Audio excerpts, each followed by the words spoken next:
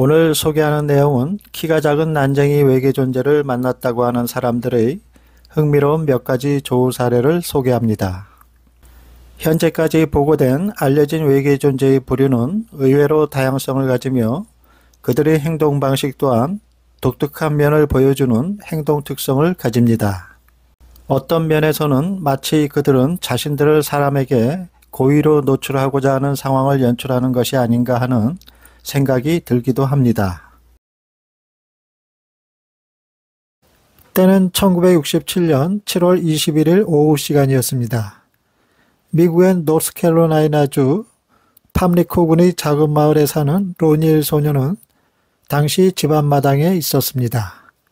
로니는 갑자기 어디선가에서 들려오는 우가하는 이상한 소리를 듣게 됩니다. 그런 뒤 역한 가스 냄새의 진동과 함께 3m 정도 크기 둥근 UFO가 출현하게 됩니다. 그러더니 그 안에서 은빛 나는 색깔의 슈트를 입은 키가 작은 존재가 나타났습니다. 그 외계 존재는 신장이 약 1.1에서 1.2m 정도로 보였고 몸짓에 비해 머리가 큰 편이었습니다. 그리고 뭔지는 잘 모르겠지만 오른손에는 검은 깔때기 같은 것을 들고 있었습니다.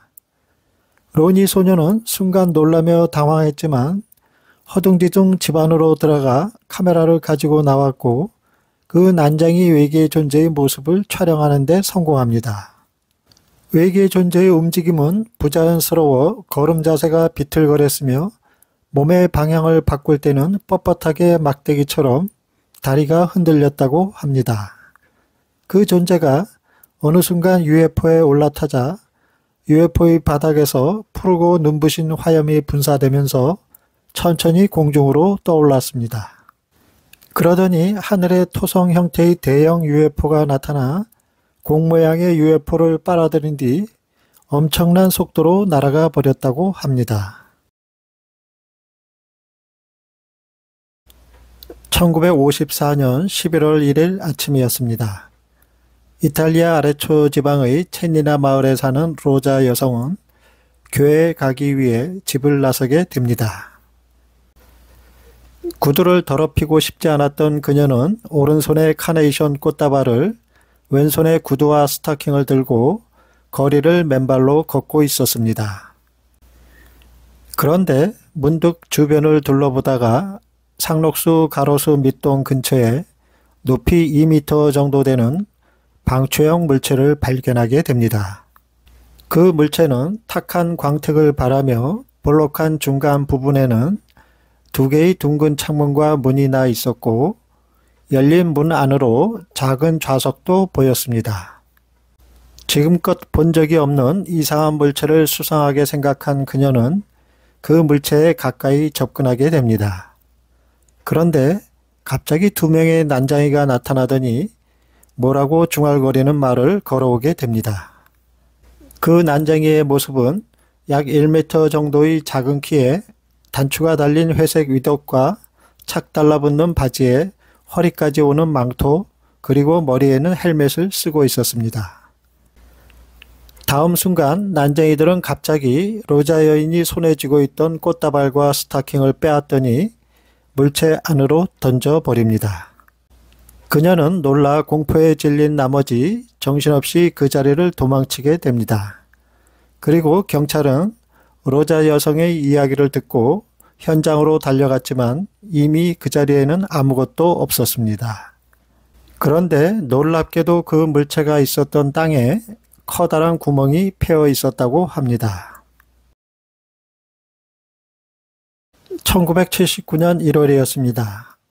영국 버밍엄 근교에서 발생한 이 사건은 지면 지표면에 눌린 자국의 증거뿐 아니라 목격자가 신체적인 영향을 받고 전기 제품이 멎는 등 기묘도가 매우 높은 사건입니다.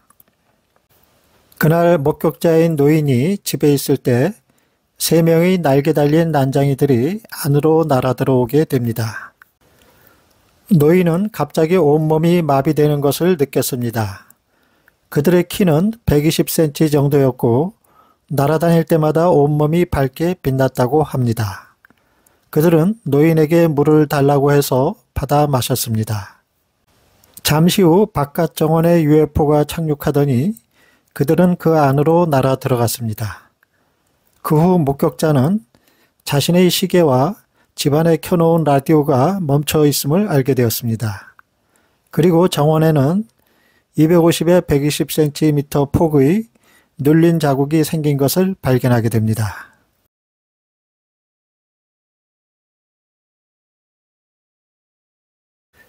때는 1965년 7월 1일이었습니다.